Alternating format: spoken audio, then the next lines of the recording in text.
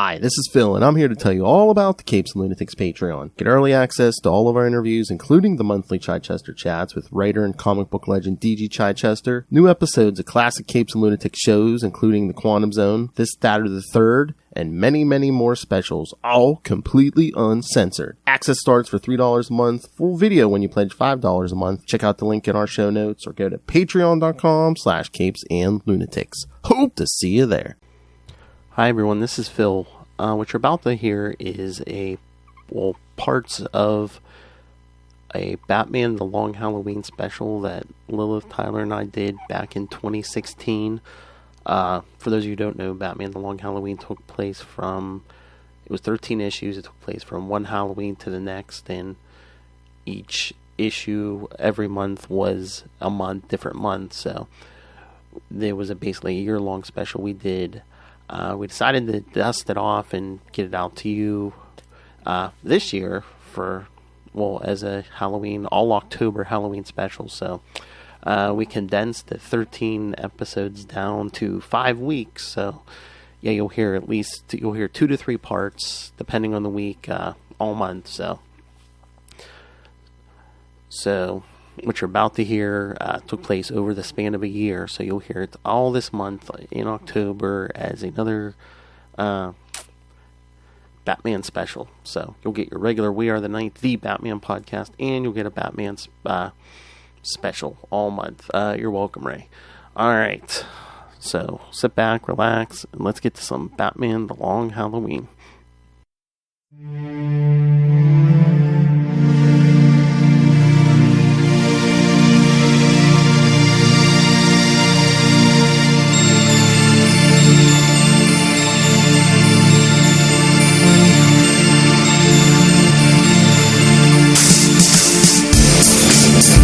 Lovers, sit back, relax, and let us take charge.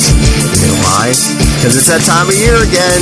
It's another holiday, so it's time for another Batman The Long Halloween. This time we're talking Valentine's Day, and unfortunately Tyler's not here because he's out with his love, his wife. But hey, you still got me, you got Lilith. What does that say about us, Phil? I love my wife. Come on. I think this is one of my favorite issues. Yeah, this is good, but I mean, the whole series is good. But I don't know, it's something about the way that this panel, the layout is in this, and I don't know, just Poison Ivy, so sassy. I miss seeing Poison Ivy sassy instead of enamored with Harley Quinn. And Catwoman so sassy. Exactly. I don't know. I think Harvey Dent's a little sass also. Everybody's just sassy in this issue. It's great. It's just all hard. I don't know. Is Harvey just trying too hard to show, like, Alfred? He's like, yeah, I'm not impressed by the mansion and the money. Alfred. Oh my god, Alfred was the best in this issue. He is just, like, putting everybody in their place. It's like, don't you have somewhere to be? Bruce ain't gonna be home no time soon. It's Valentine's Day. He's rich. What do you think? He's got, like, 3 models on a yacht somewhere. Oh, wait. Dark Knight. Exactly. So yeah, I like how it opens with Jim and Harvey showing up at the manor. Or just that first page is just like, that full page shot of Alfred opening the door. May I help you? That's like me in the morning. Somebody knocks on the door. What do you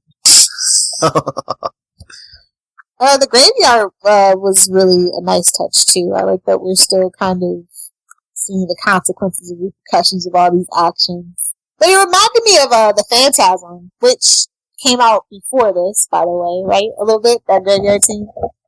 Yeah. Because what was Phantasm, like 94 or something, and this was 97. Yeah. But yeah, I like even the visual contrast of just like everyone's dark clothing against the white snow. And Bruce and Selena at the opera. That is I like that. Oh. Yeah. And she buys him a rose. Take that! Oh, but he pricks his finger, of course. What rose peddler doesn't cut the thorns off? Well, one who wants to cut you? Exactly. I got which horrible Joel Schumacher Batman was that with the poison ivy? Batman and Robin. Yeah, that's what it gave me vibes of a little bit.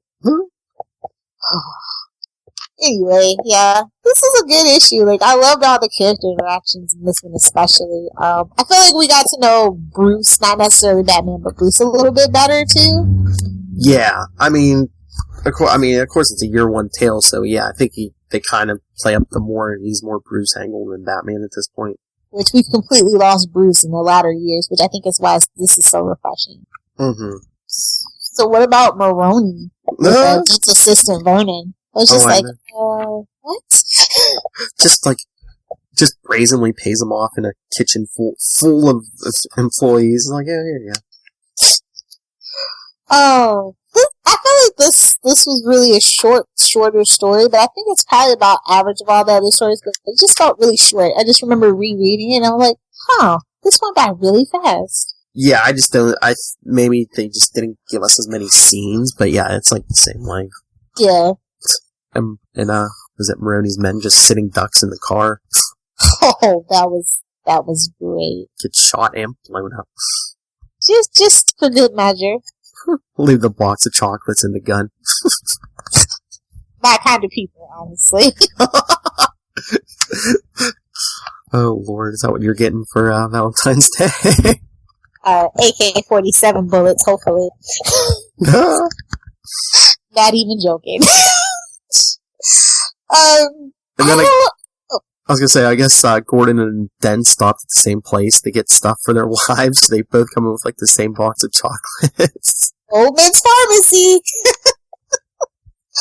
Oh God, that's just so sad. And Harvey just climbs into bed, expecting like, okay, baby, come on. It's a holiday. Oh well. Oh shoot. So Catwoman's whip makes an appearance. That got me excited. You heard it here, folks. Whips get excited. No, I mean, I don't know. Like, I just really, like I said, I enjoy these characterizations in light of the stuff that they're doing now. Like, it's just, oh my God, this is just like so good to read a good quality story. Mm-hmm. Did Vernon Wells kick the bucket or no? I'm trying to remember, because I've been reading these one at a time as we've been doing them. I'm thinking eventually, if not here, in Dark Victory. I'm thinking here maybe, though. Yeah, that's what I was thinking. But anyway, like every time I see that character, I go, you're not long for this world. It's okay. Be a douchebag. It's fine. The photograph, I think, was a nice touch, too. In the beginning where Dent picks it up. Alfred kind of snatches it away from him. So, Alfred, by the way, do you ever see any gangsters talking to Bruce's dad? If he did, Alfred ain't no snitch. Exactly. I mean, the family's been paying his paycheck for how many years? Like, he's really gonna... I don't know, good, solid. I love the atmosphere of Gotham during this whole thing, too. Mm-hmm. I miss, like, I think that's the nice thing about Gotham, the TV shows, that they kind of get the ridiculousness of Gotham. It's so corrupt, and there's so many things going wrong. And there's these people just going about their lives. But just like the end, where they reveal he's in Poison Ivy's control. I mean, they have that embrace, and I'm just like, well, how far did she take it? Because if he's in her power, you can't resist me. No man can, and apparently no Harley can either. Yeah, I love that. That was nice. I was just like, ooh, can't wait. But I'm just like, are they, is she just using him, or is she, Phil, it is a lover's holiday. If I was Ivy, I'd take full advantage, is all I'm saying. That's what I'm saying. It's like, we're getting that rapey vibe? They left it to our own devices on that. Yeah.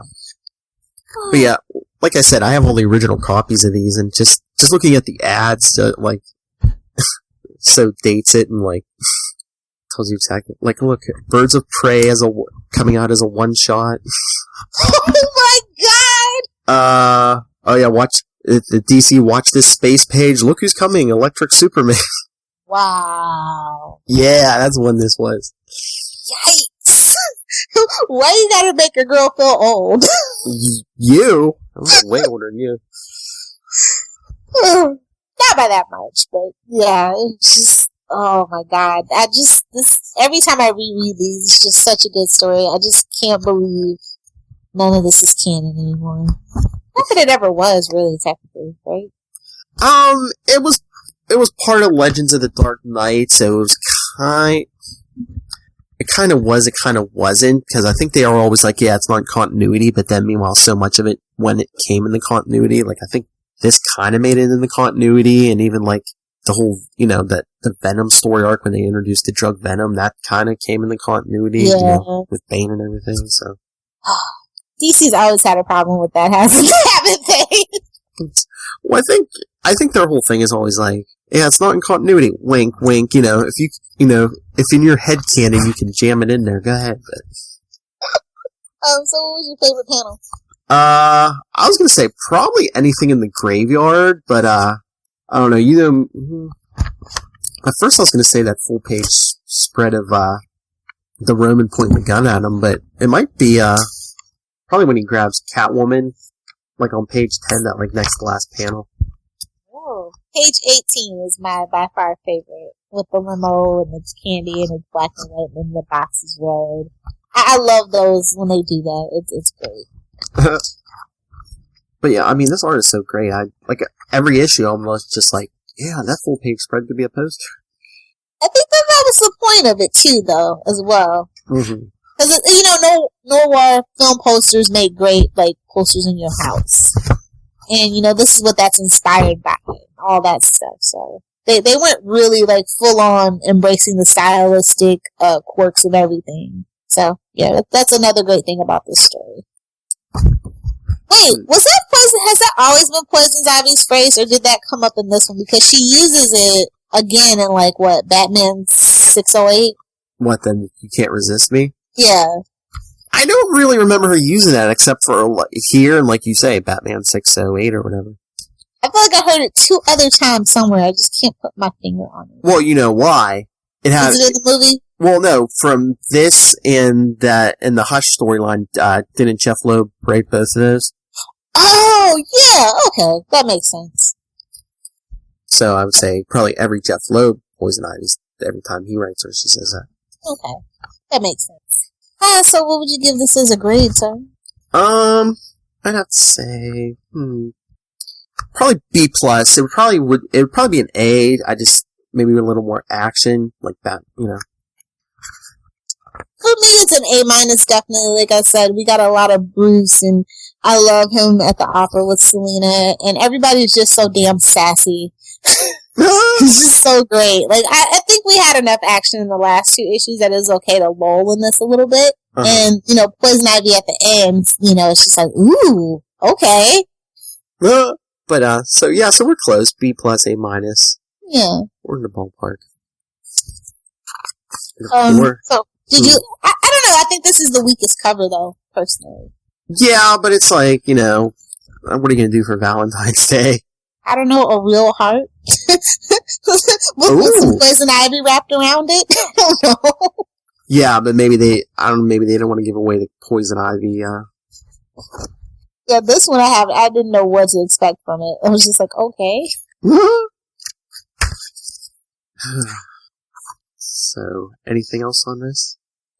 No, just a great story, and I hope somebody sends in their thoughts about it. I'd love to hear what other people think about it. Yes, please. Oh, look at this. This is how old this issue is. There's a subscription form in here. Buy 3 Batman titles, get 1 free. They don't give away anything for free anymore. Well, it's like basically if you bought Batman Detective Comics and Batman Shadow of the Bat, you got the Batman Chronicles free. Wow, this is like a blast from the past. It doesn't feel that old, but when you put it that way, I mean, next year to be what, 20 years old or something? Something like that, yeah. I mean, look at this. Enclose $45 for a year subscription to the 3 Batman titles, and you got the 4 quarterly issues of Batman Chronicles. Wow. So you basically I haven't thought about Batman Chronicles. So basically you got 40 issues for $45. Not these. Can we bring that back? Exactly. Thank you. DC, give us one of those package deals. Oh, well, I think with all the electronic distribution and a lot of that stuff too, I don't know. It's weird. But they need to, I hope they fix their price points a little bit. Mm-hmm. I think $2.50, even just coming down that 49 cents or whatever. Yes. I hope. Oh, yeah. And if you do that and Marvel's still up there, I mean, you're going to see people flocking back to DC. Well, I think the story and the characters have to kind of rebound. But the money, I mean, the money's going to make people think twice. Yeah, definitely. I just miss good storytelling. Good conceptual storytelling. Yeah. Did you check the email? No email? No email this time. I cry. I know, but here's a thought. Email us your thoughts, but especially if you can answer this trivia, maybe I'll have a Batman prize for you. And one of the upcoming issues takes place on my birthday. My birthday is on a holiday. If you can answer this question, email the answer in and your thoughts on this series or that issue or any of these issues. So I guess I just tell you where to email us. You can do beforethebat@gmail.com. On Twitter, we're at beforethebatpod. Or you can just get a hold of me about Batman, DC, Marvel, any comic books really. NightwingPDP@gmail.com, and on Twitter I'm at NightwingPDP. Lilith?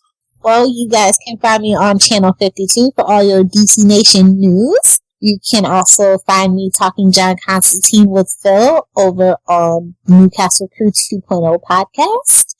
And of course, you can find me on Twitter at Lil Hellfire. If you have a Tumblr, be sure to check me out. It's lilhellfire.tumblr.com. And I write at one of three places, spoilertv.com. I write I write about Young and Hungry, Beauty and the Beast, and Rain. So if you enjoy those shows, come check me out there. And my other two are popculturepostmortem.com and lilhellfire.com. And the Before the Bat Nightwing special should be starting up around the same time this comes out, so, or the first one might already be out, so check that out. I already have 5 recorded, and I call each episode issues. Issue 1 and 3 is Miss Lilith Hellfire herself, so check it out. Oh, we talk Nightwing in the number 1, right? Yeah, well, the first one's, the Chuck Dixon, yeah. It was fun times, man. I can't wait to hear what you talked about with other people, though. Well, you were issue 1, and then number 2 was me and Tyler talked New 52 Nightwing, and then 3 was you and me doing Bad Blood commentary. Such a good movie. Oh yeah, I can't wait for Justice League Teen vs. Teen Titans. By the way, that's next, isn't it? I think I don't know. Did they say was it April? Maybe. Oh, it's April. Well, that makes sense because Batman vs. Superman comes out March. Yeah. Don't screw that up, DC. But yeah, and then number 4, the Nightwing special number 4 is I talked to Charles Skaggs, Karen Lindsay, and Jesse Jackson about the Judas Contract, Dick's first appearance as Nightwing, and then I talked to editor Kristen Gaiman today about Nightwing's appearances in Gotham Knights. So be on the lookout for all this. Yes. But I still want my Gotham back. Yeah, well, a couple more weeks. Like 3 weeks or something. Alright, is that it? Definitely. Alright, everyone, come back next month. It's St. Patrick's Day, right? Yes, St. Patrick's Day, so come back next week wearing your green, next month wearing your green. And have your shots ready. That's right. But until then, finish this, and go kiss and hug and whatever else you do with the one you love. Good night. Nice.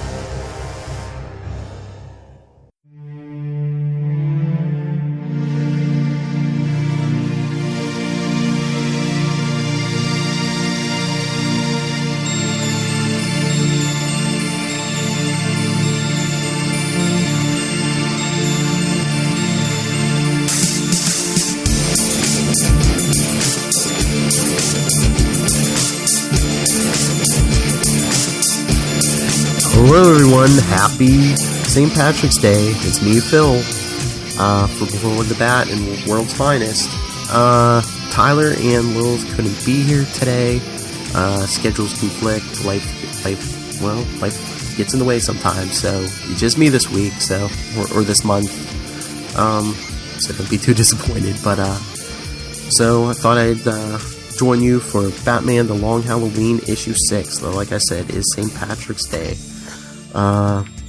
Once again, just the incredible issue. The issue opens up with a shadowy figure getting released from Gotham Penitentiary. A new member to the cast. Turns out the shadowy figure is Carmine Falcone's daughter, Sophia. At this point, I don't know if you can consider her a suspect in the murders because she's been locked up, but once again, this is Gotham, so who knows? She have an escape tunnel, but yeah, I really don't think she's a murder suspect at this point. Then we go to the monthly board meeting of Gotham City Bank, where Bruce Wayne is saying he's changed his mind and the bank should do business with Falcone Imports. And of course, the board members are pleased because a lot of money's going to start rolling in, but they're like, Bruce, you never change your mind. He says he's had a change of heart. As he's leaving the bank, Selina sees him, but he ignores her, gets in his limo, and Selina sees a green figure. So she's like, Ivy, and I guess she's figured it out. And then Gordon and Harvey Dent are having a meeting about the bodies piling up in the streets. I guess things are tense between Maroni and Falcone thanks to the holiday killer. But of course, Harvey wants to keep looking at Bruce Wayne. What's his family's connection? And there's something mysterious about that Bruce Wayne. Wouldn't you like to know, Harvey? Then we see Carla Vitti, the Roman sister. Sophia goes to see her. And look, Carla's doing target practice with a .22 pistol. Same thing Holiday uses. Another suspect. But Carla is all happy Sophia's been released from prison. Then at Wayne Manor, Bruce is having dinner with Ivy. She says he'll need he still has a healthy appetite and he'll need it for... So, what's been going on between Bruce and Ivy for the last month? Who knows? But, use your imagination, kids. Ivy feels a draft. That's because Selina's come through the window as Catwoman. She knows what Ivy's been doing to Bruce, mind controlling him, so she says she's weeding the garden. Mind control Bruce tries to stop her, but Selina basically breaks Ivy's hold on him, even though Ivy disappears while Selina's dealing with Bruce. But then, hey, look, we get another holiday killing at Maroni's safe house. I guess Sophia was gonna do a hit there, her and some of Falcone's guys, but she says someone beat us to the punch. But then I guess Maroni sees the car out front and thinks Holiday. So I don't know if he thinks Sophia's Holiday. And then that was in the morning. That night, the bat signal goes up, but it's Catwoman who put the signal up. And Batman says, "This is not a toy." And he said, but he thanks Catwoman. She says, "For what?" Nah. He says, "Bruce Wayne is a friend." And he says, "Why did you help?" And she says, "In time, you'll see." So Catwoman acting mysterious as usual, but strengthening the bond between Bruce and Selina, Batman and Catwoman. He's like, "I owe Catwoman much for breaking his hold," because he says he's going to have to fix things at the bank, and now that he has his mind back, he owes Catwoman a lot. But the last page, we see who hired Ivy. Well, of course, who was it? I mean, come on. Someone who wanted Bruce to change his mind about Falcone holdings in the bank. Of course, it was Carmine Falcone. So there's a link to Falcone starting to deal with the rogues, which, not to spoil too much, is going to come back and bite him in the butt at the end of this series here. Once again, really good issue. Good Tim Sale art, and of course Jeff Loeb, a master at his craft, writing craft. Just Really, really good. The cover, I don't know how I feel. It's basically Poison Ivy wearing a green Batman necklace, but it's St. Patrick's Day, so I'm guessing they're saying, okay, green, who or what can we put on the cover for green? Poison Ivy, of course. Kind of a retcon there, I think, because back in the day, Ivy wasn't green. You know, she didn't have the green skin in that. Then that kind of came out around this time, around the late 90s. So I guess Jeff Loeb did a retcon there. She was always like that. I don't know. Guess artist choice, writer's choice. I know we always do favorite panel. And you know me, kids, if you've been listening to this, I love the splash pages. The murder scene's pretty cool. Holiday leaves the gun and he leaves a leprechaun statue. It's like, what? The store sold out of shamrocks. I think maybe my favorite panel has to be when Selina's she's like basically struggling with Bruce, trying to break his hold, and they're in shadow, and all you can see them, they're two shadowy figures. Basically, all you can see is the white of their eyes. You know, the eyes on Catwoman's suit, and then Bruce's eyes are all white, so he could be in a Batman suit. You don't know. But just excellent art. I love the way Tim Sale plays with the shadows with Batman. Awesome. I would love to interview either or both of these gentlemen. So if anyone can make that happen, hey, please put us in contact. I'm going to try to get a hold of them myself. But I think that's all, especially if it's just me. But come back in a few weeks. It's not even a full month because the next one is April 1st, of course. So we only have, 2 weeks or so until the next one. But it's a big Riddler story, so all you Riddler fans, that's going to be, not to give too much away, but it's Batman and Riddler trying to figure out the identity of Holiday. So come back and join us. Try not to pull too many jokes on you that episode. But for now, any thoughts? Again, please send us your thoughts on Long Halloween. We love interacting with our fans and listeners. Email us, worldsfinestpod@gmail.com. Send us your thoughts on that. You can talk anything Marvel or DC with me. NightwingPDP@gmail.com. On Twitter, I am @NightwingPDP. You can contact Lilith on Twitter. Her Twitter handle is @LilithHellfire. And Tyler's is @JTYPatrick. So, once again, that's it. Until next time. What is that saying? Aaron go bra. So, let's toast. It's St. Patrick's Day. Let's raise your drinks. Let's give us a toast. And say, safe travels, my friends. Come back next month. Or, like we said, 2 weeks. Good night.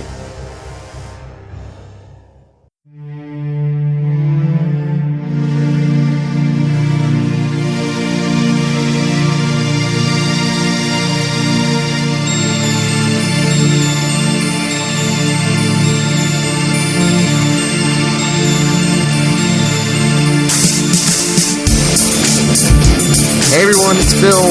Happy birthday, Phil! Happy birthday, Phil! Because it's April 1st. See, you stepped on it. You stepped on it. I was gonna say, none of my co-hosts could show up again this time. And I was gonna say, oh wait, April Fools. They're here. Lilith's here. Tyler's here. Our special guest, Chris Johnson's here. Yeah, it's Phil's birthday, so you better be shooting him a Twitter or a Facebook message or an email to have read on the... Or presents. Or presents. Gift cards. We start... Gift cards, money. I'm all about, Lilith, after reading Kelly's post and stuff, let's just start a GoFundMe account for Phil to have the Batmobile. The 89 Batmobile, yes, that's been my dream since that movie. So we'll just start a GoFundMe account, and we'll just get that for Phil. Kelly and I decided we're going to steal the rubber ducky from the famous Batman museum near her house for you. Okay. It's one step closer. Couldn't get you the mobile, Phil, so we got you the duck. Oh, what the duck. Alright, let's get... So, as you probably figured out, is this holiday is April Fool's Day, so let's get into it.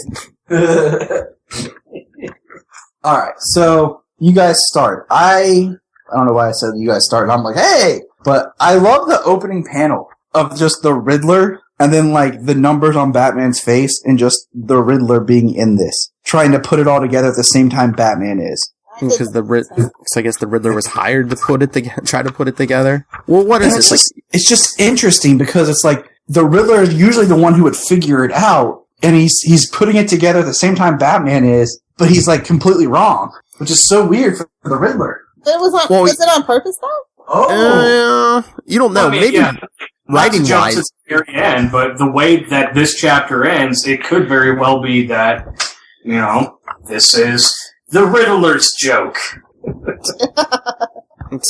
But no, I just think writing-wise, they wrote it so he got it wrong. Because, I mean, it's like the halfway point of the series, and it's like, okay, here's what we've got so far in case you're lost. Yeah. The long Halloween that ended on April Fool's Day. Well, it is kind of funny because in a sense, if the Riddler, he's like, I figured it out, this is it. And then it's, you're wrong, April Fools. Well, he did give us a good hint in the right direction, though. I think maybe is the whole point of that. I will agree with that. Yeah, because he said a Falcone, so that was close. You know, he did also pick a certain person, like, no spoilers, because we're trying to, for those who are reading along with us, we're trying not to spoil it as we go, Chris. We're just kind of talking about each issue as an individual. Wait, so you mean I shouldn't say it was? Just kidding. Just kidding. Then I'd be like, April Fools! April Fools, it was me! It was Alfred, April Fools. That's what I was about to say! I was about to say, surprise, it's Alfred! What the butler actually did do it this time! First off, what I love about this book is it's such a unique read, but at the same time, I just reread the chapter to get ready for this show. I love that it's a balance between Batman trying to figure it out and the Riddler trying to figure it out, and you're kind of rooting for both of them, honestly, to find out who caused all of this. Well, yeah, at this point, you're just like, somebody tell me, who was it? Like, we're 7 chapters in, just let me know. I also like how Dent and Gordon are teaming up, and they're like, yeah, we should probably arrest Bruce Wayne at this point. And you're just like, you two assholes. Yes. I think there's a lot of power in that moment where Gordon is like talking to Dent and just says, are we gonna do this? And Dent's just like, I think we have to. Like, it's not even a matter of like, yes, we're gonna do this. This is gonna happen. It's like, they're still questioning, should we go forward with this? There's so much, I don't know, I just feel like there's a lot of power in this chapter about like, where do we go from here? Yeah. It was just so much different because, I mean, just the ending that, the Riddler didn't get killed. Spoiler alert. Yeah, we can't spoil this book because technically we should have read it. Yeah. And the fact that it was the Riddler. It wasn't like all the other people who's died have been part of the 2 different crime families. Mm-hmm. And well, plus, I mean, the Riddler's not going to get killed. That's the thing about, a year 1 story. The Riddler's not getting killed. Although there's that great panel where it looks like Sophia Falcone's going to just crush his head. Yeah. Brains out the nostrils, man. But in the same way, like, this story technically is like an Elseworld tale. So, I mean, they could kill off the Riddler if they really wanted to, just to throw us off and make us go, oh, shoot. I have to say, though, I was a little, taken aback when they're like, a .22 caliber pistol is a lady's gun. I'm like, really? I mean, it's still gonna blow your head off, guy. Yeah, I mean, technically I don't need to pull out a Desert Eagle to kill somebody. That's right. Well, if you're a guy in a comic book, your gun symbolizes either how big you wish your penis to be or how big it actually is. It's one of those kind of euphemism things, I guess. There's a lot of discussion to it, fellas. We have so much dick tonight. We've had a lot of male genital discussion today in our reviews that I don't know, I feel uncomfortable. I'm comfortable with male genitalia. I get it. It is what it is. Anyway, I think the whole 22 thing is just, they're like, it's not easy, especially with Batman and everyone, it's like, it's not a big gun, so basically anyone can, use it. Yeah, it has very So that's like not a lead.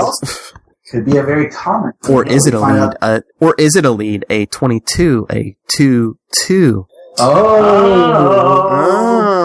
Yeah. Harvey Dent. I mean, because about to say, if you think about it, this book we have Harvey Dent. We don't have Two-Face. You know? So, what's going on in his head? I mean, we know that he wants to arrest Bruce, which, poor Bruce. Although, really, they play off the Two-Face angle so well, and all the panels with Harvey in it, because there's always just that light that casts a shadow on at least half his face, no matter what. Yeah. But I just like the panel where, Bruce is talking to Alfred and he's like, "Pray I'm wrong, Harvey Dent." And then the next panel is, "Bruce Wayne, you're so it's just... So what are you saying? That it shouldn't have taken them a year to find the holiday killer? It's just because, Harvey Dent and Batman are working at cross purposes against each other?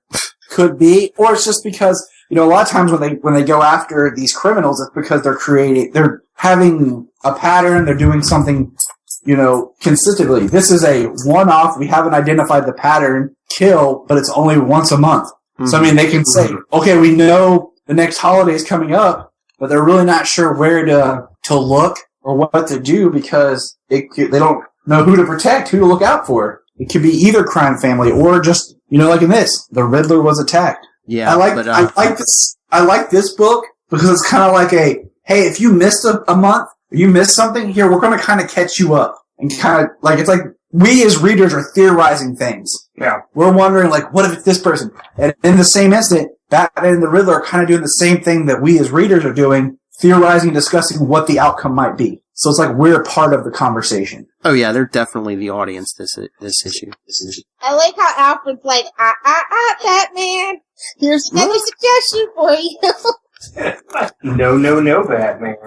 No, sir, you are wrong.